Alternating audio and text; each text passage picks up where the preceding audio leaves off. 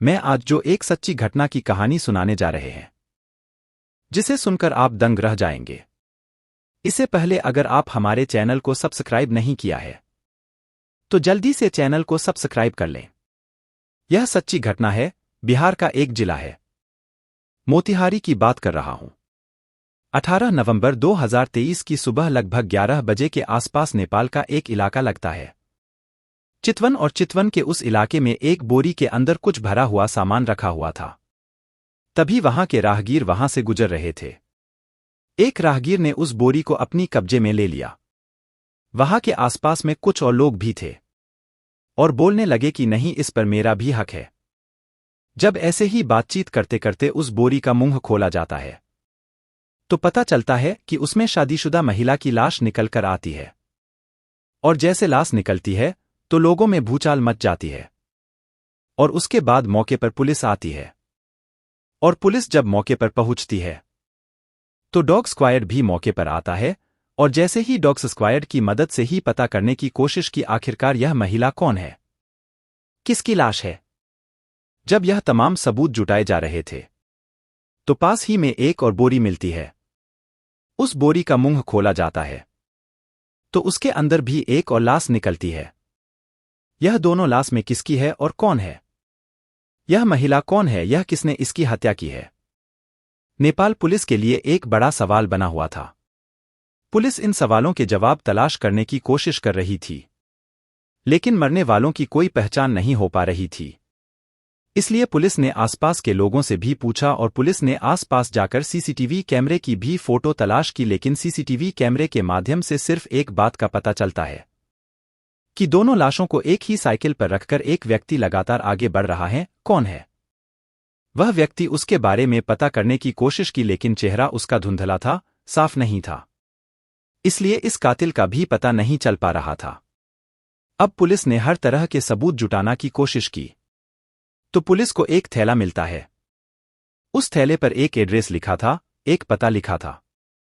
भारत की एक प्रदेश है, बिहार का ही एक जिला है, मोतिहारी का ही एक इलाका है। सुगौली की एक दुकान का उस पिन्नी पर उस थैली पर एड्रेस लिखा हुआ था। अब नेपाल की पुलिस सीधा यहां मोतिहारी के उस सुगौली इलाके में आते हैं। पुलिस के पास आते हैं।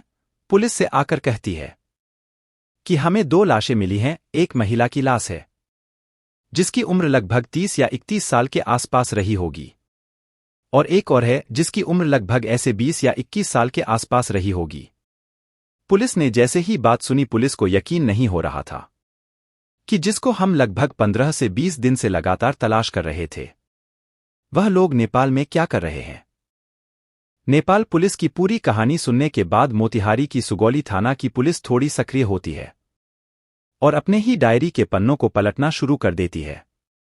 पुलिस को याद आता है कि लगभग 15 दिन पहले यानी कि 30 अक्टूबर 2023 को पुलिस ने एक एफआईआर दर्ज की थी। दरअसल फुलवरिया गांव का रहने वाला एक रितेश शाह होता है जो कि कई दिनों से लापता था। उसका पिता लगातार थाने के चक्कर काट रहा था, कह रहा था कि सर, मेरा बेटा लापता हो चुका है। मैंने उसको हर जगह तलाश करने की कोशिश की, चाहे वह कोई रिश्तेदारी हो, चाहे उसका कोई दोस्त हो, चाहे उसका कोई जान पहचान का हो, लेकिन मेरे बेटे का कहीं कोई आता पता नहीं मिल रहा था। कई दिन बीत जाने के बाद आखिरकार पुलिस को थोड़ी दया आती है और 30 अक्टूबर 2023 को मुकदमा दर्ज कर देती है, जबकि वह लड़का 23 अक्टूबर 2023 को लापता होता है। पुलिस यह पूछता है उस लड़के के पिता से, तुम्हें किसी पर शक है? तो वह एक नाम लेता है। वह कहता है कि मेरा जो शक है उसका बचपन का दोस्त है जिसका नाम ऋषभ है। ऋषभ भी हमारे ही गांव का रहने वाला है और ऋषभ की एक शादीशुदा महिला से प्रेम प्रसंग चल रहा है। अवैध संबंध है। उस महिला के बारे में पता चलता है, संजू देवी उर्फ अस्मिता, जो कि सुगाऊ की रहने वाली होती है।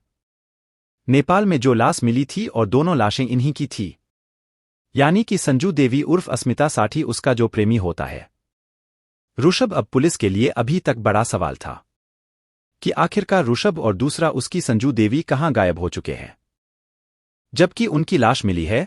अब ऐसी स्थिति में पुलिस खुद परेशान हो जाती है कि शायद रितेश ने ही इन दोनों की हत्या कर दी है। अब पुलिस रितेश को तलाश करने की कोशिश कर रही थी, और उसके पिता जिसने के मुकदमा दर्ज कराया था अपहरण का उसके पिता से पूछताछ करती है। तो पिता कहता है कि साहब मैं तो अपने बेटे की गायब होने की खुद एफआईआर करवा कर लगातार चक्कर काट रहा था। आप हम पर ही शक कर रहे हैं। पुलिस के लिए फिर एक और नाम सामने आता है और वह नाम था अखिलेश भगत का। दरअसल अखिलेश भगत सुजाव का रहने वाला होता है और संजू देवी उर्फ अस्मिता का पति होता है।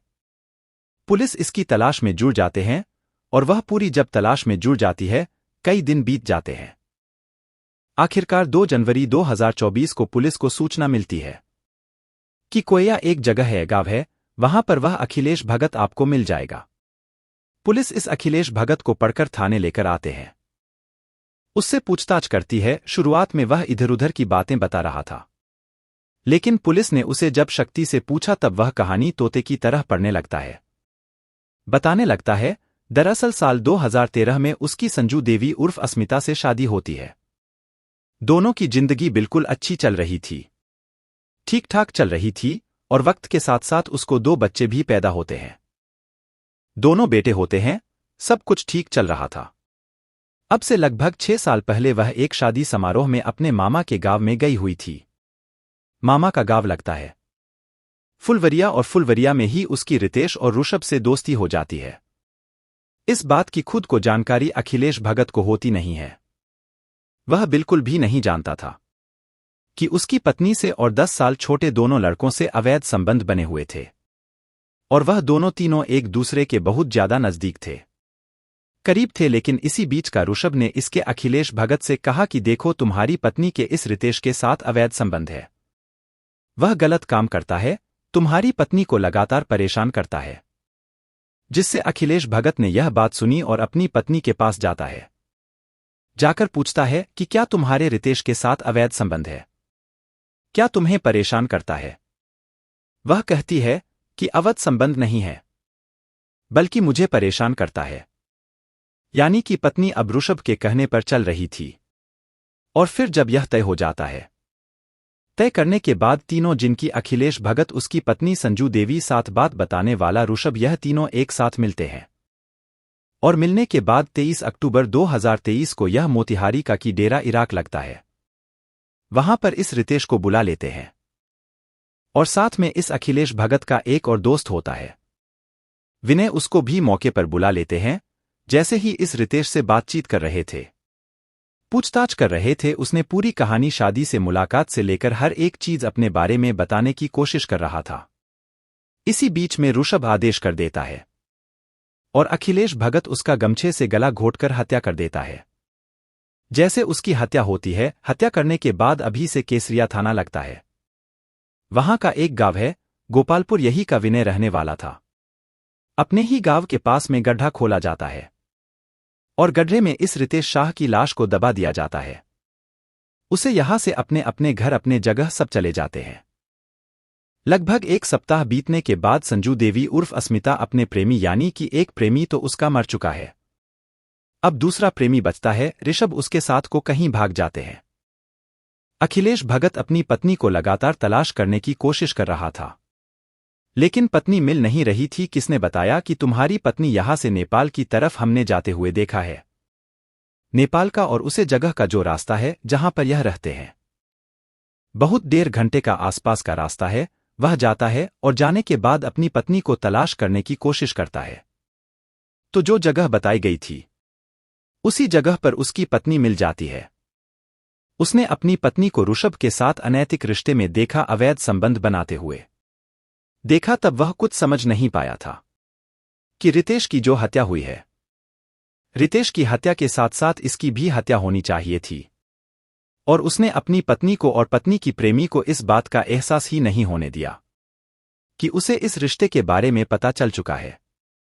वह साथ में रहते हैं। साथ में रहने के बाद जब यह इसकी पत्नी संजू देवी घर के बाहर कपड़े धो रही है और यह जो उसका साथी होता है ऋषभ, यह कमरे में सोया हुआ था, इसी बीच में उसके पास जाता है और चुपके से उसके गले में गमछा डालता है और गमछा डालने के बाद पूरी ताकत से गला दबा देता है। यानी कि अखिलेश भगत उसे ऋषभ को संभालने का मौका भी नहीं देता, उसकी वह हत्या कर देता है। और हत्या करके वह वहां से हटा ही था कि उसकी पत्नी संजू देवी उसे अपनी आंखों से उसकी हत्या करते देख लेती है। जैसी वह चीखने की कोशिश करती है, तुरंत ही पत्नी को पकड़ता है और पकड़ने के बाद उसे भी कमरे में लेकर आता है और मारता है। उसके बाद उसका भी गला दबाकर हत्या कर देता है। अब वो सोच रहा था कि आखिरकार करूं तो क्या करूं। तभी उसने इन दोनों लाशों को बोरी के अंदर भरा साइकिल पर इस तरह से फिट किया और साइकिल पर रखकर वह दूर कहीं फेंकने की कोशिश में था, लेकिन ज्यादा दूर जा नहीं सका और इसी बीच में जंगल के रास्ते चितवन के पास लाशों को फेंक देता है।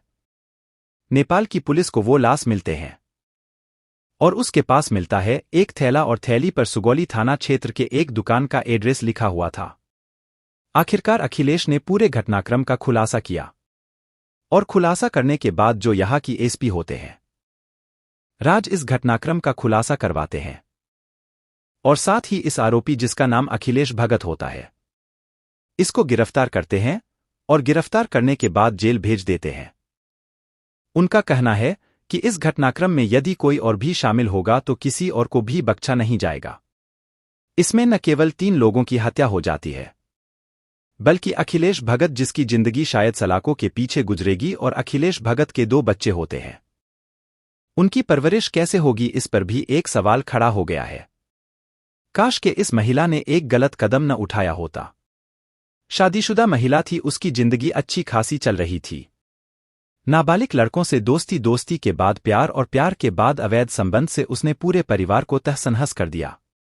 इस महिला को अगर उन लड़कों से ज्यादा ही दोस्ती थी तो पति को छोड़कर कहीं दूर पहले ही निकल जाती, तो शायद यह 1-2 नहीं बल्कि ना ही कोई कत्ल होता और नहीं ही किसी की जिंदगी बर्बाद होता।